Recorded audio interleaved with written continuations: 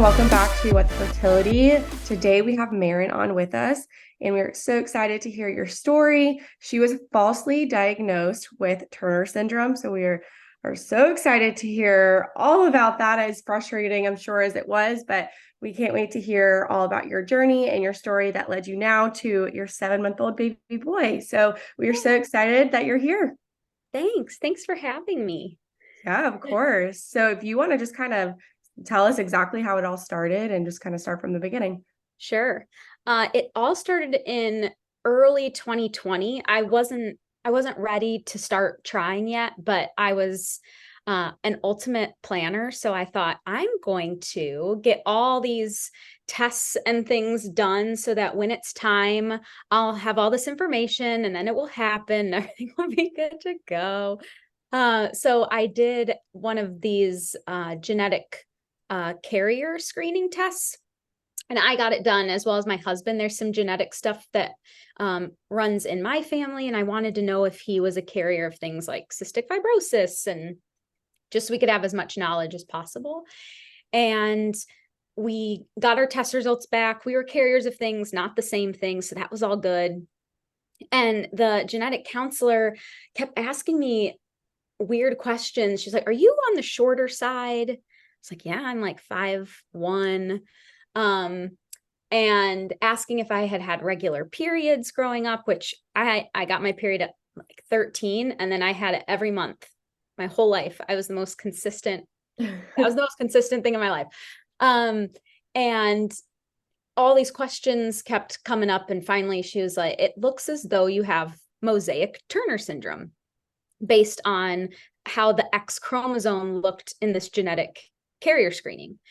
And so she said, "I'll send this to your doctor and they'll review from there."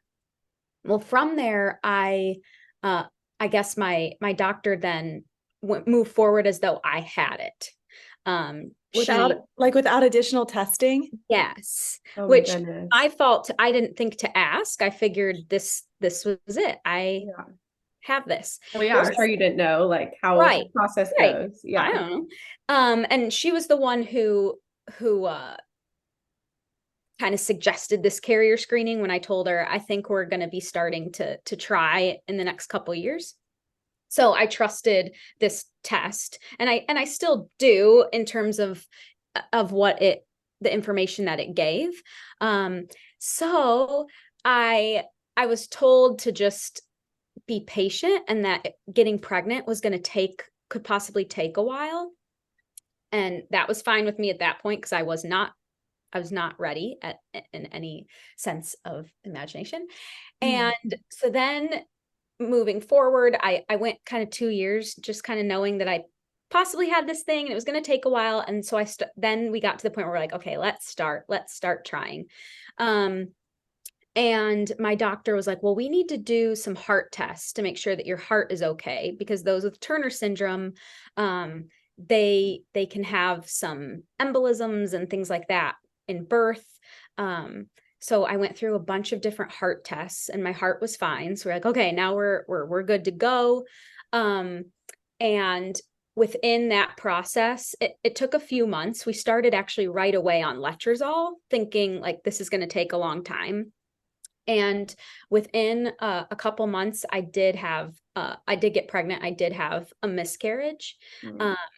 And that happened pretty suddenly and pretty early on. So from there, my doctor was like, "We need to get you into the fertility clinic so that they can monitor everything that's happening." And that's all based off of the idea that you have Turner's. Yeah. Yeah. Oh my goodness. So did you? And I'm so sorry for your miscarriage. Thank you. Yeah. Right. Yeah, I'm sorry for your loss as well. So did you try during that 2-year period, or no? You're like, "I'm good. Like, let's kind of wait." Yeah. We didn't really try much.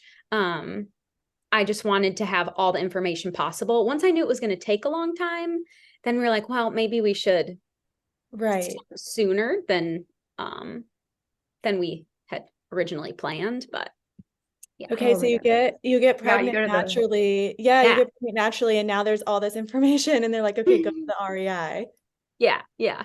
So the natural pregnancy happened, and I I didn't even know that I was pregnant at that point. I randomly started bleeding, which I figured like a cyst broke or something.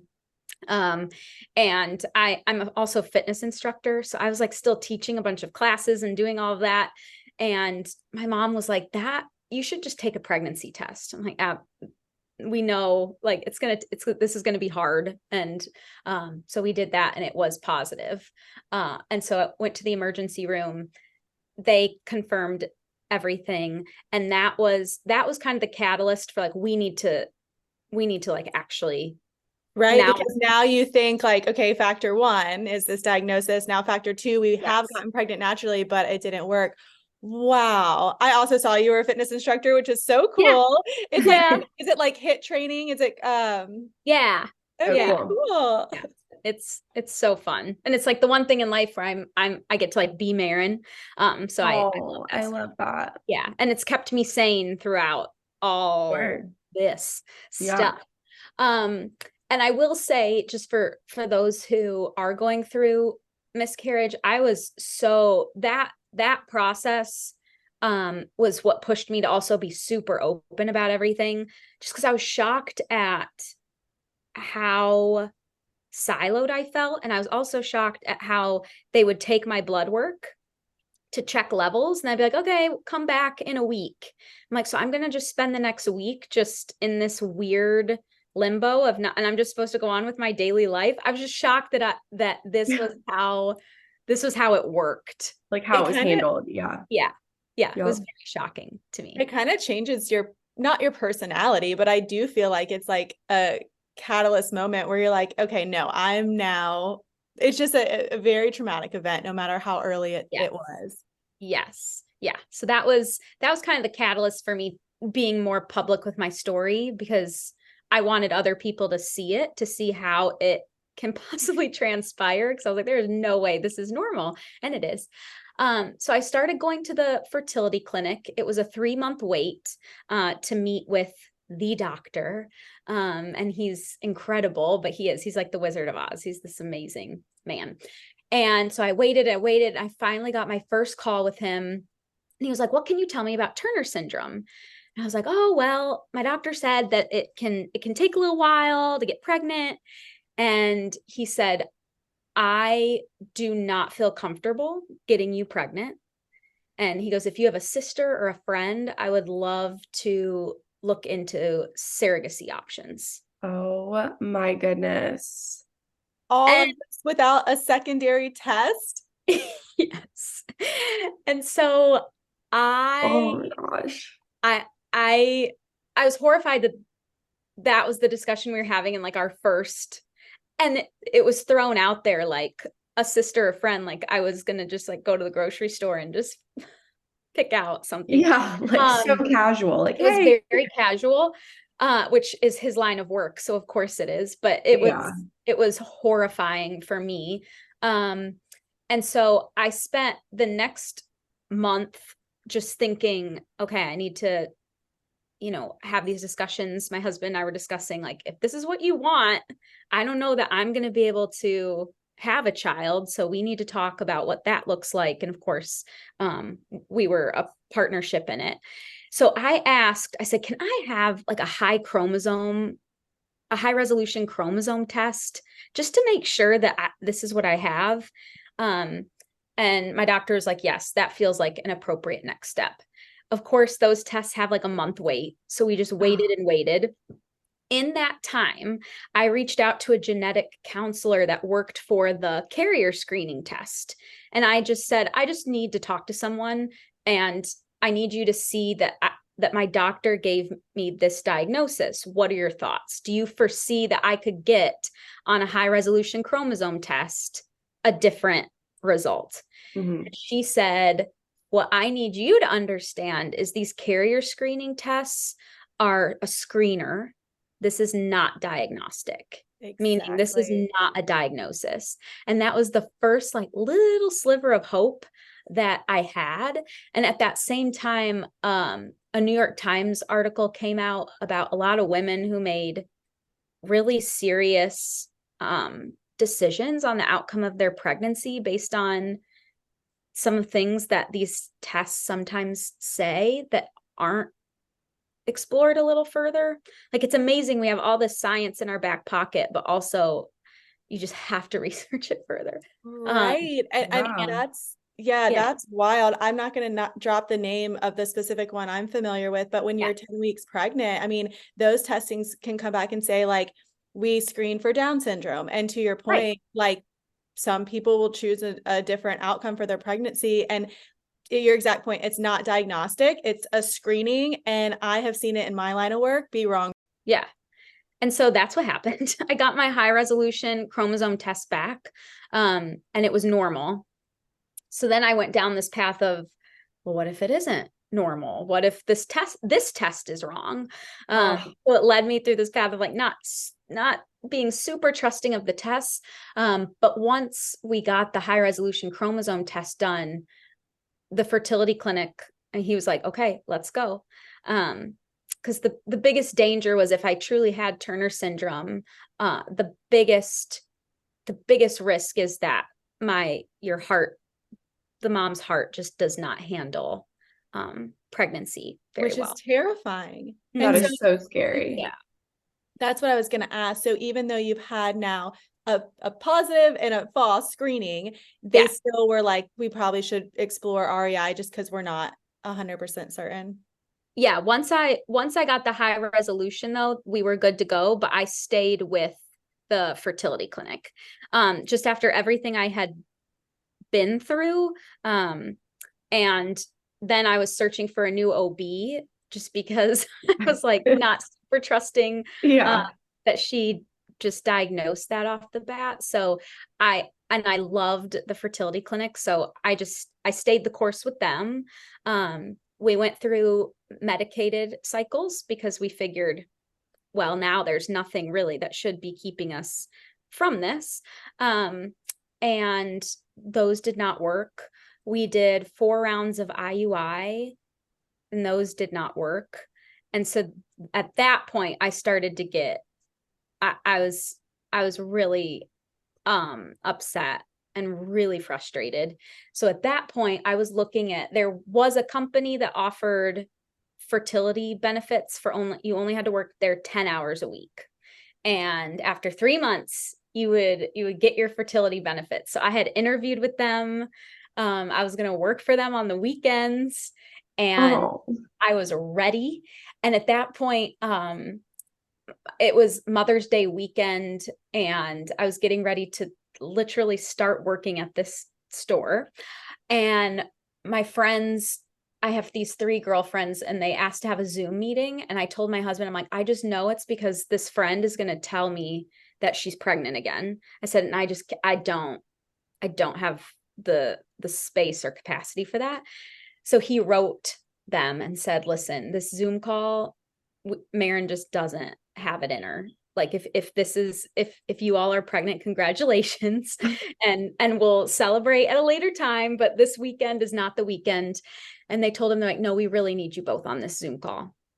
So we hop on the Zoom call, and behind my back, they had raised over $15,000. oh my So gosh. that, I feel like I'm crying early I this morning. know. Wow. yeah, they had raised over $15,000 from just reaching out to people in my community, people who take my fitness classes, all these people.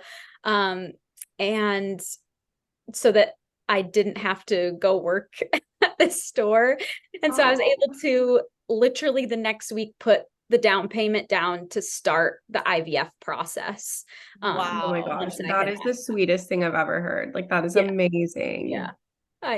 So I don't know how. I say it to them all the time. Like, I don't know how to possibly pay you back. But yeah, now I do have a son. He feels like a little community funded I was gonna baby. say, yeah, I was gonna say Yeah. that has to be so, the outcome Yeah. had to have been so joyous for those friends as well. Yeah.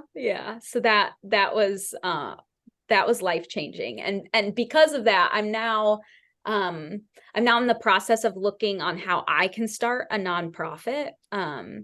to raise funds to fund other people's journeys, just because I didn't have 25,000 to just drop like that. Right. Yeah. And I think, okay, I that's think amazing. most people don't. Yeah, No. let's connect after the podcast. That's so Yeah. beautiful. But yeah, I was explaining to my sister-in-law the other day, because she was kind of just like, asking questions about it. And I was like, you have to pay up front. It's not like payment plan. Like they take this chunk up front or you can't go. Yeah, absolutely. Mhm. That's why I was looking at any possible. And these women are in these Facebook groups and things. And I mean, there are women working crazy hours, crazy jobs just to have this fertility coverage, because that's their one and only option. Now, So how cool is it that because you shared your experience and your journey that you gained support from the community? That's yeah, awesome. yeah, That it was was amazing. incredible. What I'll say was difficult, and I've heard so many people on your podcast and you all talk about it as well, was then once I was fortunate enough to get pregnant, which I'm so blessed and lucky. It was with the first round of IVF. My body took to IVF really, really well, fortunately. Mentally, I was destroyed with every step of it. I wasn't trusting of anything in the process. I was constantly worried something was going to happen. I had to finally like wave the white flag and get on medication. I had to get a special therapist because it was just so hard. And my therapist was like, the infertility mindset just doesn't leave you. And so now you've finally turned a corner where data is on your side. Like chances are he will be okay. Chances are you will give birth to a healthy boy and you will be okay. But because you get so used to this world where the numbers aren't necessarily on your side, you get caught in that. Yeah, it's Now, like so hard to turn it off because like you said, like you were in it where everything basically was just like constantly like negative answers and like horrible outcomes that it's right, hard to like make that switch mentally. right. So you're going to just keep thinking the worst. I mean, I was the same way. Like I just constantly thought that my son was, not to be morbid, but I genuinely thought he was going to die like Yeah, constantly. absolutely. Yeah. So that was the hardest thing. And getting the right therapist was crucial, because she was Yeah. able to just like constantly be like, let's go to fact. What is the actual fact of what is happening right now? Yep. And so that I was, love that. it didn't help that every time I would go to the doctor, the first question, like they'd go through my chart and it would always be like, okay, I see you have Turner syndrome. And we'd have to go all All the the way way back back. to the beginning of like, no, I did a high resolution chromosome screener. And I even went back to my cardiologist, and had them look through everything again. I was like, I just need to know my heart is going to be okay for this pregnancy. Mm. And Yeah, because that's terrifying. I had to end up going to a cardiologist because for different reasons during my pregnancy. And I work in labor and delivery, like you do see those outcomes. The mom has a heart attack right during birth or after birth. Like we have seen that. So to your point of trauma, this yeah, inaccurate diagnosis has now stayed with you up until the birth of your baby and probably a few days right, after. right. 100%. And it took the cardiologist being like, I need you to kind of like get excited about this, just because Oh, I was Sweet. so not in that. I almost didn't, I was almost ready for it to be over, just so mentally I could Right. let it go. oh, I'm sure. Okay, Yeah. so you go through the whole IVF process, and I know that we probably jumped too quickly. Is there anything you wanted to touch on during that process, or you had your retrieval, the transfer worked the first time, and then you're in this state of perpetual terror? Yeah. I think the biggest things were, to me personally, going through those IUIs as someone who really likes to be in control of everything and be in the know. The IUIs were very, very difficult for me. And I it was another way of where my brain was like, this is how the world works, of the procedure happening. And it was like, okay, let me know in 2 weeks what the pregnancy test says. I'm like, this Good luck. is yeah. Yeah.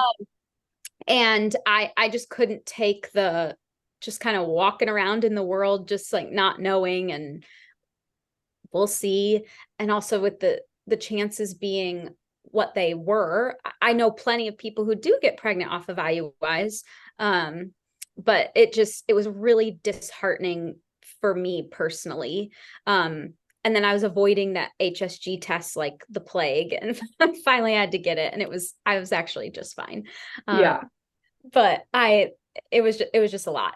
So with IVF, I actually found that mentally to be so much easier because I was at the doctor so much more, and I was getting so many more scans and so much more blood work. And so I was able to kind of follow the process and know exactly what my body was doing. And Mhm. that was so much more comforting to me than the IUI process or medically induced cycles. I was much more calm in the IVF.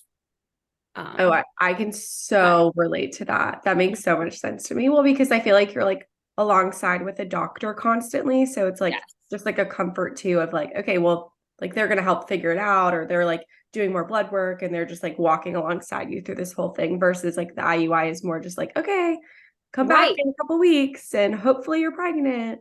Right, exactly. I'll Yeah. say the hardest part, and it was probably because of all of the stuff I went through with all of these tests and things. I did choose to get our embryos genetically tested, and that wait, it was very difficult. That was probably the most difficult wait that I had, just thinking through okay, so I could have gone through all of this, and I don't Yeah. that was the hardest wait for me. Yeah. We sent one for genetic testing. And so to your point, it's like you celebrate and then you're like, I mean, isn't it like a 3-week wait Yeah. minimum? Yeah. Yeah. I think ours was longer than that. And Yeah. Amanda's the perfect story of, she had embryos and then they were all genetic, right, Amanda? Yeah. Genetically. And they were like, I was only 25 at the time. And they were like, oh, you don't need a test. And I know everyone is different. Obviously, every outcome is Right. different. But they were like, you don't need a test. And I fought for it just because I've had a miscarriage in the past and Right. all of mine came back chromosomally like abnormal. And if we didn't test, I would have just, I mean, it wasn't just like one, I mean, it was like multiple missing chromosomes in every single embryo I mean, I would have just miscarried every single time. Yeah. Or it wouldn't have been implanted Right. possibly. So And that was exactly why I did it, because they were also it's your decision. And I knew the pain that I had felt from the miscarriage. I was like, if I could avoid that, if I could mhm. avoid the hospital bills from when I had to go, for me Yeah. it balanced out. And so that's why we went that route. And I'm glad we did, because there were over half that were not. And I still I have a boy and a girl on ice. Oh, And then I have two that are inconclusive. So okay. we don't know if they chromosomally are viable, but we know that at least those two are. But That's so exciting yeah, though. yeah, Congratulations. And now you have your baby boy and you said yes. he's what, 7 months old He's now? he's 7 months old. Yeah, Oh, yeah, that wild. is so And exciting. now your brain already goes to, I don't know if my body could do this a second time, or if it would carry a pregnancy a second time. It's like already like, Maren, your kid is only 7 months old. But it's just that instant, It's the that I infertility just doesn't go away. It doesn't. Yeah. I think I did a solo episode on it last season, but Yeah. you're just like, I think right around 6, 7 months postpartum. And because it's been such a part of your life, like for me now, I'm 14 months plus 9 out of trying. Right. And it's almost like, I think I talked about it last season of like an addiction, which is horrible, but you are go, go, go and test, to your point, test and doctor's appointments. And now like every time I'm like fertile, I'm like, oh my gosh, do I need to try? And like in your Right. instance, you're like, I have these embryos. I know exactly what boy, girl. It's almost just this like, do I go for it? But it is such a process and commitment too. Right. And because I mentally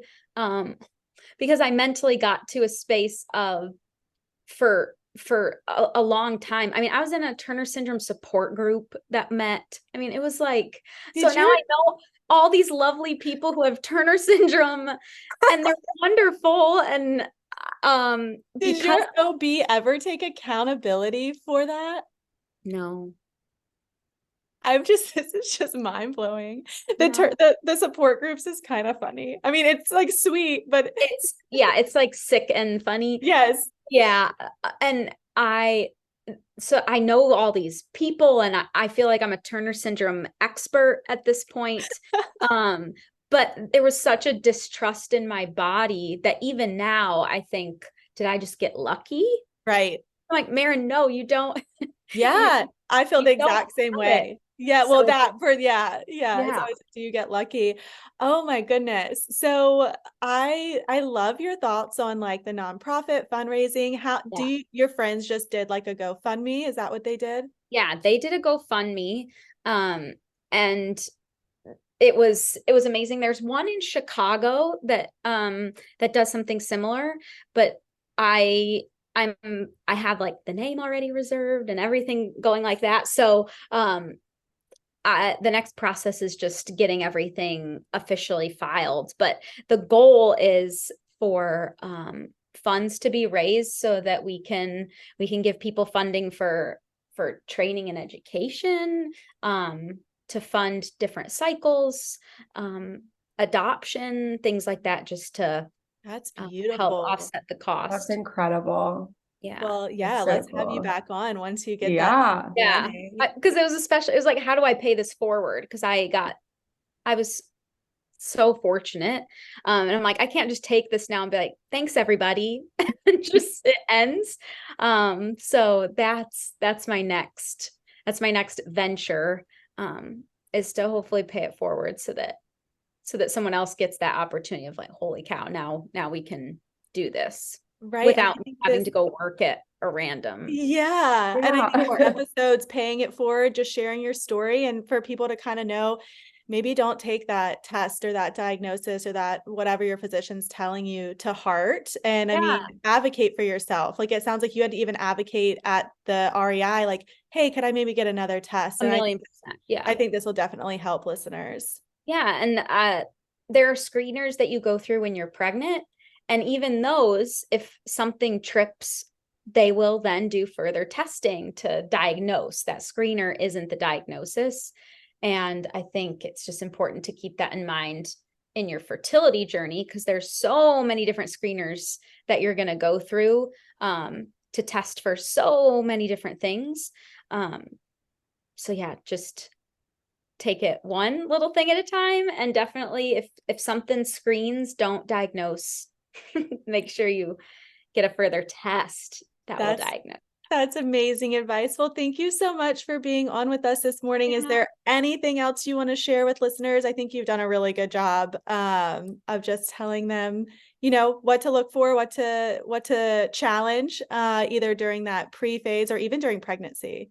Yeah, I'm always here. I'm pretty open on my Instagram and things. So if someone ever needs anyone, I know sometimes it can be super isolating, which is why it was so comforting to listen to this. Cause I was like, okay, when my go-to people are probably sick of hearing from me, I can at least hear other people's stories and hear from you all in this way. So yeah, I'm always available. Awesome. And what's your Instagram handle? We'll link it in the show notes, but if people are listening, it is. Yeah, it's Maren Gosman. My name, Maren is the first name, and then Gosman is the last name. Awesome. Well, thanks so much, Maren. We appreciate you being here.